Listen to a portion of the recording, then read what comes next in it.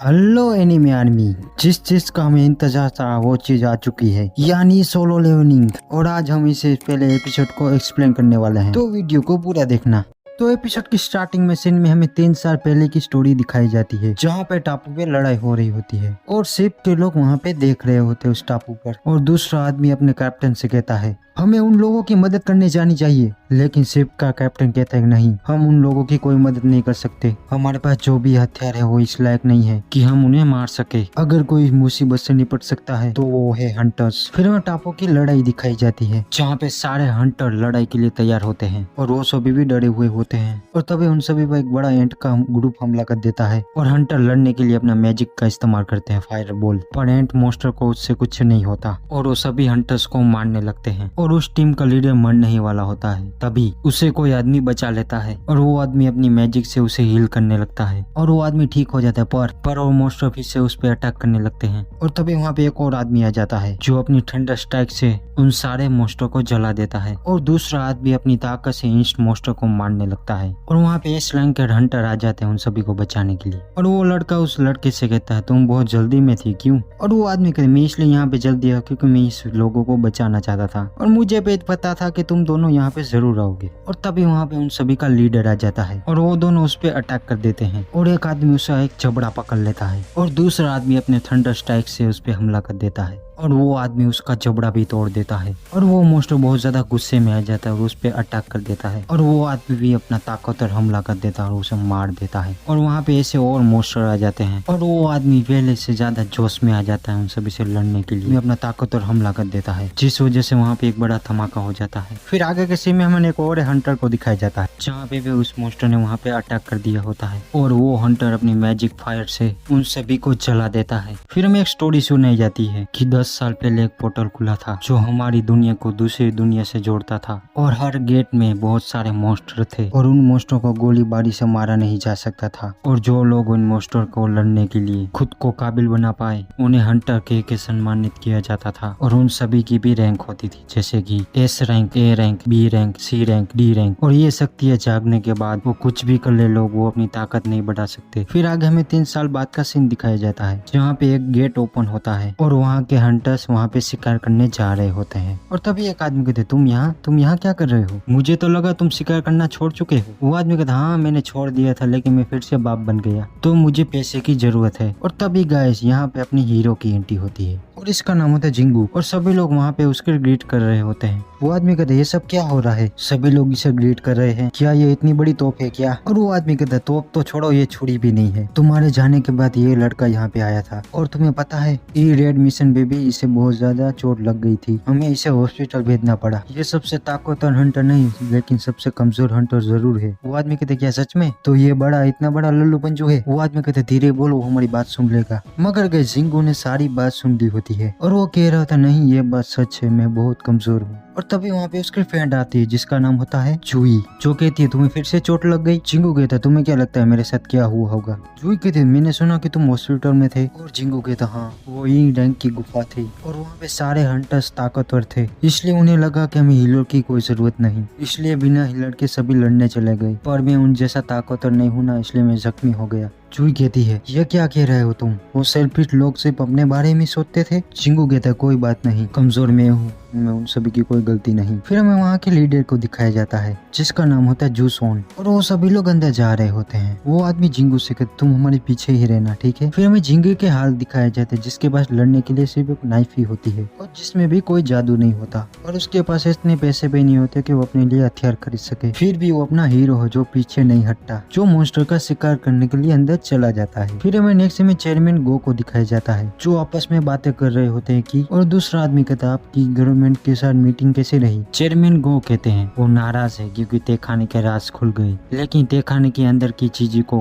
वो फिर भी इकट्ठा कर रहे हैं, लेकिन ये मांग उनके लिए और हमारे हंटर के लिए भी अच्छी बात है। उन तहखाने की चीजों को बेचते हैं तभी तो हम हंटर अपनी जिंदगी चलाते हैं। और और वो चीज है हारे हुए मोस्टर की एसे स्टोन। और फिर से सीन बदलता है, फिर हमें जिंगो को दिखाया जाता है जिसने एक मोस्टर मारा होता है, लेकिन तभी उस पे एक दूसरा गोबलिन अटैक कर देता है और उसकी नाइफ पे भी क्रैच आ जाता है और वो गोबलिन जिंगो ऊपर अटैक करे जा रहा होता है और जिंगो उस अटैक से बड़ी मुश्किल से बच पा रहा होता है और जिंगो अपनी नाइफ से उस गोबलिन पे अटैक कर देता है, पर वो नाइफ टूट जाती है और गोबलिन उस पे अटैक कर देता है और उसका पेट चीर देता है। और तभी वहाँ पे वो आदमी आ जाता है जो उस गोबलिन को मार देता है, मगर जिंगो का बहुत सारा ब्लड बह चुका होता है और जूही अपनी हीलिंग मैजिक से जिंगो को हील करने लगती है और जिंगो देखता है कि बाकी के हंटर्स किस तरह मोस्टर को मार रहे होते हैं। और फिर से सीन बदलता है, हमें चेयरमैन की बात सुनाई जाती है कि ऐसे स्टोन ऊंची रैंक वाले मोस्टर को मारने के बाद ही मिलता है और उससे ही हमारे लिए हंटर्स के लिए वेपन बनाए जाते हैं और हमारे लोग इस पे रिसर्च कर रहे हैं कि इन टोन से ऐसी ऊर्जा बनाएंगे जो कभी खत्म नहीं होगी, यानी इलेक्ट्रिसिटी। और फिर से सीन बदलता है, हमें दिखाया जाता है इस डी रैंक के मिशन के मोस्टर के लीडर को मार दिया होता है और जिंगा उन्हें देख रहा होता है और जूही जिंगा को कहती है तुम कोई जिद की वजह से ये हंटर वाला काम तो नहीं कर रहे हो ना, क्योंकि ऐसा ही रहा तो तुम बहुत बुरी तरह घायल हो जाओगे। जिंगा कहता है मुझे माफ कर देना। जूही कहती है मुझे सॉरी कहने की जरूरत नहीं, जो मैंने अभी बात कही वो तुम्हारे दिमाग में उतरी या नहीं। और जिंगा ये सब कुछ सुन के बहुत ज्यादा उदास हो जाता है और वो हंटर से एक दूसरे से बात कर रहे होते हैं कि हमें यहाँ पे कोई ज्यादा माल नहीं मिला और जिंगा मन में सोच रहा होता है कि मिशन पूरा हुआ और यहाँ मेरे पास ही रैंक की मड़ी है, इसके अलावा मेरे पास कुछ नहीं है। और जिंगा शायद इसीलिए उदास होता है क्योंकि उसके पास कुछ भी नहीं है। और जूही मन में सोच रही होती है कि ये जरूर कोई दबाव में यह काम कर रहा है। तभी वहाँ पे एक आदमी आता जो कहता है यहाँ पे आओ, यहाँ पे कुछ है। और वहाँ पे एक गुफा होती है जिसके अंदर एक तहखाना होता है और सभी लोग बात करने लगते हैं अंदर हमें और लूट का माल मिल सकता है, पर वो टीम का लीडर मना कर देगा हम अंदर नहीं जाएंगे। पर वो आदमी कहता है हमें कुछ ज्यादा लूट नहीं मिली है और ये भी एक सिर्फ डी रैंक का रेड है। और वो आदमी कहता है कि ये बाप बनने वाला है तो इसे पैसे की जरूरत है तो हमें अंदर जाना चाहिए। तो सोंग कहता है तो चलो वोट से फैसला करते हैं कि हमें अंदर जाना चाहिए या नहीं। और वहाँ पे 6 लोग जाना चाहते हैं और 6 लोग नहीं जाना चाहते। सोंग कहता अभी एक बंदा बचा है, जिंगा तुम बताओ जाना चाहते हो या नहीं। और गाइस हमें यहाँ पे ये पता चलता है जिंगा किस दबाव में ये काम कर रहा है, क्योंकि उसका पिता लापता हो चुका होता है। इस वजह से जिंगा ऊपर पूरी फैमिली की जिम्मेदारी होती है और उसकी मॉम भी हॉस्पिटल में होती है उसकी माँ की इलाज के लिए और बहन की पढ़ाई के लिए। मुझे पैसे चाहिए इसलिए मुझे ये करना ही होगा और वो भी जाने के लिए तैयार हो जाता है। फिर हम नेक्स्ट में एक बिल्डिंग को दिखाया जाता है और उस जगह पे हंटर लोगों की रैंक देखी जाती है क्योंकि इस रैंक में है। फिर हमें एक आदमी को दिखाया जाता है जो फोन में बात कर रहा होता है, जो कहता है हमारे पास एक आदमी बी रैंक और 2 आदमी सी रैंक वाले हंटर्स हमारे साथ चलने के लिए खुशी खुशी राजी हो गए हैं। फिर हमें उस आदमी को दिखाया जाता है जो फोन में बात कर रहा होता है, जो कहता है वो किसी भी रैंक का हो, अगर वो हमारे काम आता है तो उसे ले लो। और वैसे हम कहाँ पे वैसे इंसान को ढूंढ रहे हैं जो हमारी हैंग की बराबरी कर सके। फिर आगे हमें दिखा जाए बाइक गैंग ने किसी लड़की का पर्स चुरा लिया होता है, लेकिन तभी उसे कोई लड़की सामने दिखती है। तभी वो लड़की छलांग मार के उसके हाथ से वो पर्स ले लेती है और वो दोनों आदमी गिर जाते हैं और वो लड़की उस लड़की को वो पर्स दे देती है। पर वहाँ पे बहुत सारे लोग आ जाते जो कहने लगते हैं ये तो हाई है, सबसे ताकतवर हंटर, और हाई उस भीड़ से डरने लगती है और वहाँ से वो भाग जाती है। फिर हम नेक्स्ट में उन सभी हंटर को दिखाया जाता है जो 40 मिनट से गुफा में चल रहे होते हैं और हमें यहाँ पे ये पता चलता है वहाँ के मेन मोस्टर को मारने के बाद वो पोर्टल सिर्फ 1 घंटे के लिए खुला रहता है। और जिंगा जूही से माफी मांग रहा होता है। जूही कहती है तुम मुझसे क्यों माफी मांग रहे हो जिंगा। जिंगा आगे कहता है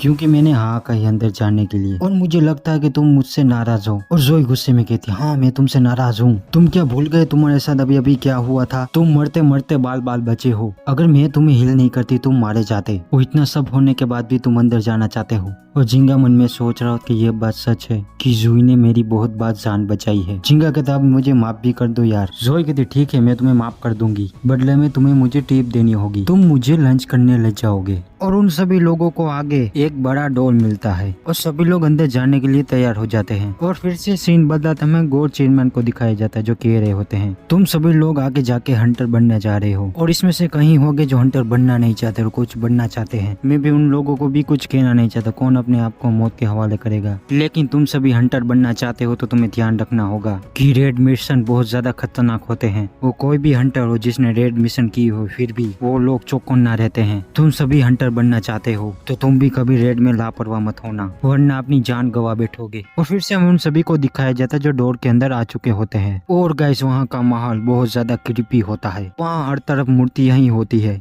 और जिंगा एक बड़ी मूर्ति को देख रहा होता है और वो सभी लोग आसपास देख रहे थे कि वहाँ पे कोई मोस्टर नहीं होता और वो सभी लोग एक मूर्ति के पास जाते हैं जहाँ पे कुछ लिखा हुआ हुआ रहता है और इस टीम का लीडर सोंग उसे पढ़ने की कोशिश कर रहा होता है और जोई कुछ झिंगा को कहना चाहती है। वो कहती है वो बड़ी मूर्ति हमें देख रहे थे, अभी उसकी आंखें हिली। झिंगा कहता नहीं ऐसा नहीं हो सकता, ये तुम्हारा भ्रम होगा। और तभी गैस वहाँ के डोर बंद हो जाते हैं और वहाँ के सभी लोग डरने लगते हैं और एक आदमी डर के मारे यहाँ से जाने के लिए भी तैयार हो जाता है। वो कहता है तुम्हें जो लूट का सामान यहाँ मिले वो तुम रख लेना, मुझे बस यहाँ से जाना है। पर तभी वो पास खड़ी हुई मूर्ति उस पे हमला कर देती है, उसे बीच में से काट डालती है और ये सब कुछ देख के वहाँ के सभी लोगों की फटके 464 हो चुकी होती है। और झिंगा सोच रहा होता है कि वो इंसान डी रैंक वाला था, वो मेरे ऊपर रैंक वाले में से था, फिर भी इतनी आसानी से मारा गया। वो ये सब यहाँ पे क्या हो रहा है, ये रेड तो डी रैंक की है, तो सब यहाँ पे ये सब क्या हो रहा है। और झिंगा को याद आता है कि ये मूर्तियां हिल सकती है तो जोई ने वो भी कहा वो सच तो नहीं था। और वो पीछे मुड़ के देखता है तो उस मूर्ति की आंखें सही में हिल रही होती है और झिंगा ये सब कुछ देख के बहुत ज्यादा डर जाता है। फिर हमें झिंगा की पास्ट की पहली रेड दिखाई जाती है। तब वो अपने साथियों से अलग हो गया था